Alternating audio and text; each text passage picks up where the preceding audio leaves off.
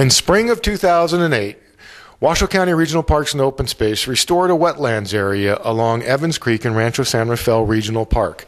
A little bit later in that year, our junior host, Annie, visited with Washoe County Parks Planning Manager Linda Nelson at the restoration area to talk about its habitat and its importance to water quality in the Truckee Meadows.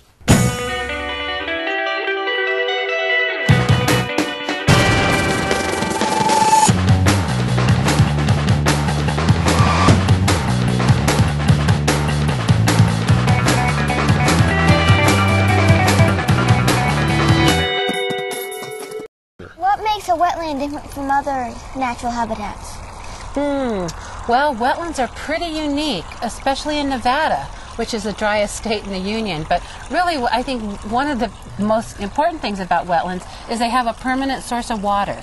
So that water can either be, coming up from the ground, it might be a nearby stream, or in this case, like the pond. And that's sort of what really is the main component for wetlands, is they have a source of water. What kind of animals live in this kind of habitat? Oh boy, all kinds of animals. You can see those ducks right behind us. There's some mallards and there's some coots and Canada geese, lots of waterfowl, all different kinds of ducks. Love the ponds. But out in the wetlands out in front of us here, we've got a lot of killdeer that even like going out through there. Now, are there any fish in this pond? There or just are. tadpoles? There are. Yep. No, there are fish. There are a lot of fish in this pond because it's deep enough. There's trout that can live in it. Wow. So we have some big trout. Now, last time I was here, they had some tadpole, like a whole little colony of black tadpoles. Oh yeah. So, do you get a lot of frogs too? There are a lot of frogs, and it's really neat down here when all the tadpoles start hatching because there's western toads. And there's Pacific tree frogs that come out down here. But what happens is even the big toads, like the western toads, and do you know which ones I'm talking about? They're the big toads. They come down to the water to hatch out as tadpoles, and then they'll go back up to where it's drier. So even some of those toads that you see when it's drier out in the pastures and areas, they have to come down to the wetlands to hatch out and have their tadpoles. So I've noticed on the rim of the pool, on the pond, there's all these plants. What kind of plants are they? Those are called cattails, and they're probably the most important wetland plant. Did you know that every part of the cattail is usable? Why? Well, the leaves of the cattail are woven for basketry and also to help in some of the making of duck decoys and different things like that. The roots are edible. They taste really fresh, and they're eaten. They have high protein. They're really tasty. And even the tops that you see right there with all of the fuzz coming out of them are used to line baskets and, provide sort of a soft covering for things. So every part of it's usable. Now, how deep is this pond?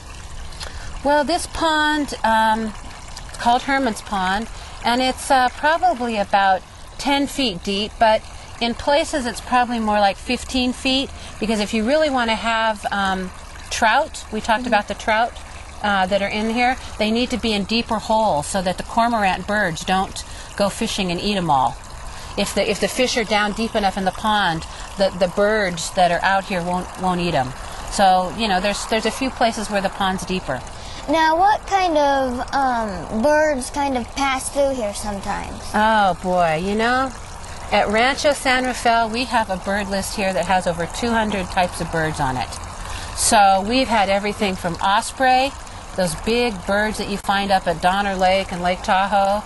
We've had golden eagle, red-tailed hawk, Cooper's hawk, sharp-shin hawk, kestrel. There's a little kestrel that's flying around here.